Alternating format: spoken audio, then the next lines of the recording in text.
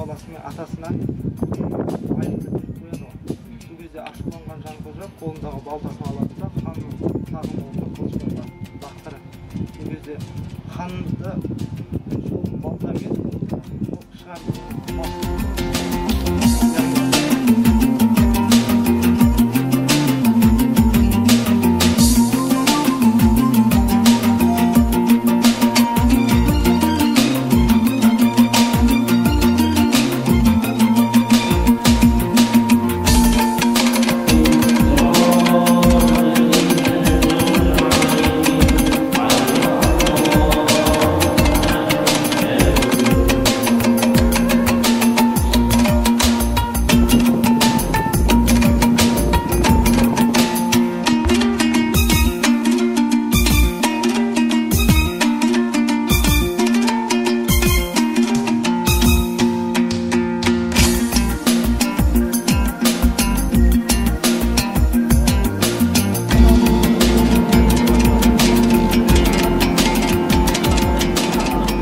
біз орта ғасырлық Жанкент қаласында тұрмыз. Жанкент қаласының жалпы өмір сүрген кезеңі 9-12 ғасырларға жатқызылады. Бұл қаланы ең алғашқы зерттеу Лерхтің кезінде болған 19 ғасырда. Лерх келген кезде бұл жерде енді міне көріп тұрсыздар ғой, сыртқы қабырғалары ғана сақталған. Лерх келген кезде соңғы мұнараны көрген. Биік мұнараның сақталғанын көрген, кейін ол өзі құлайын деп тұрған, құлағаннан кейін уже сол кездегі жергілікті халық оны пайдаланған. Міне көріп отырғандай қаланың аумағы 15 гектар жерді қамтиды. Одан кейін зерттеулер Верещагин, одан кейін 1949 жылы Толстовтың кезінде осы қаланың аэрофотосы түсірілді төбеден, аспан.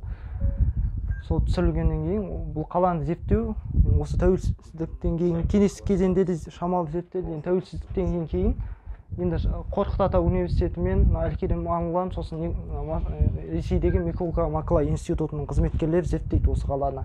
Жылына келіп тұрып, жазғы мезгілдерде көбінесе күзге қарай зерттейді. Қаладан табылған көптеген артефактілер бар. Бұл жақта енді көбінесе сүйек табылған.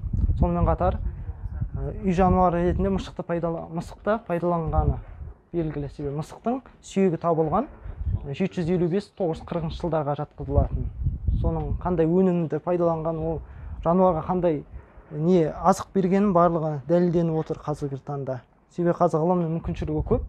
Сүйектің өзі қай жылы жерленгенін, оның қандай нәрсе пайдаланғанын барлығын анықтау мүмкіндік алып отыр қазіргі ғылым. Жанкент қаласына келген кезде ең бірінші ассоциация ол Бегмана аңызымен сипатталады. Білесіздер ме? Бегмана деген аңызды көбісіңіз білесіз, қысқаша айтып өтейін. Ең алғашқы оның бірнеше нұсқасы бар. Бірінші нұсқасын Александр 84-85 жылы көрсетеді. Одан кейінгі Нестеровтың осы өңірдің ақсақалы Тәңірберген Жайлаубаевтан жазған «Прошлое при Аральской степи» деген аңызда осы Бегмана аңызын көрсетеді. Білесіздер, Бегмана оның Тынысбек Қоңыратбаев атын Айсұлу деп береді. Сол Айсұлу Бегмана анамыз Шанжарханның, Оғыздардың Астана Жанкенттің билеушісі Шанжарханның әйелі болған. Bir күні құсбегі аңшылыққа шыққан кезде өзінің, білесіздер, қаруын ұмытып кетіп, соған үйіне, әйеліне өзінің құсбегісін жібереді. Құсбегісі келгенде айтады ғой, енді алақанынан көрген кезде талып құлап қалды дейді.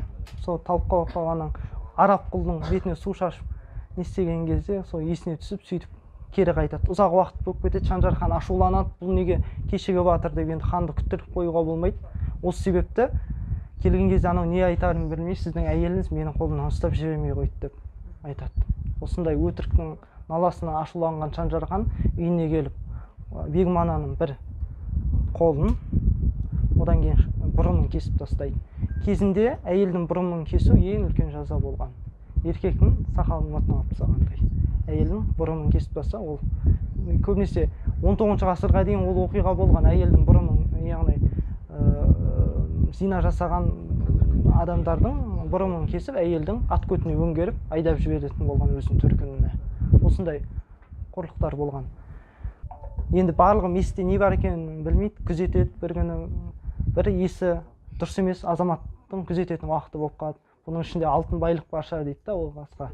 Соны қанжарымен жарып кезде жылан қаптап кетеді қаланы. Сөйтіп Жанкент қаласының тарихи сахнадан кетуін осындай оқиғамен байланыстырады.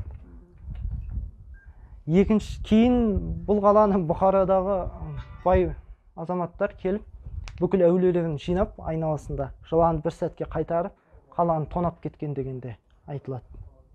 Одан 2 адам аман қалған. Ол Шаншарханның інісі мен оның досы.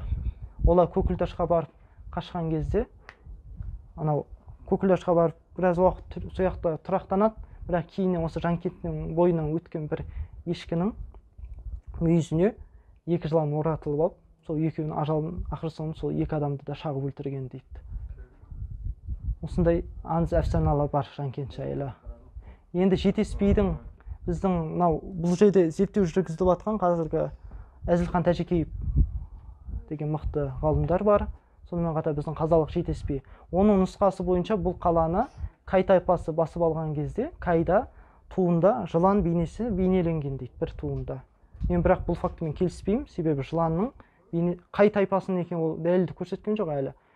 Себебі Кай тайпасының берілгенде Махмұд Қашқари көрсеткен 24 тайпаның бірі ғой Оғыздың. Ода ағылшынша айтқан кезде Рим цифры бар ғой 5 деген. В дейді ғой былай. В сосын екі жағында сызық болған. Сондай Кайдың тайпасының туы. Осындай нұсқалары бар.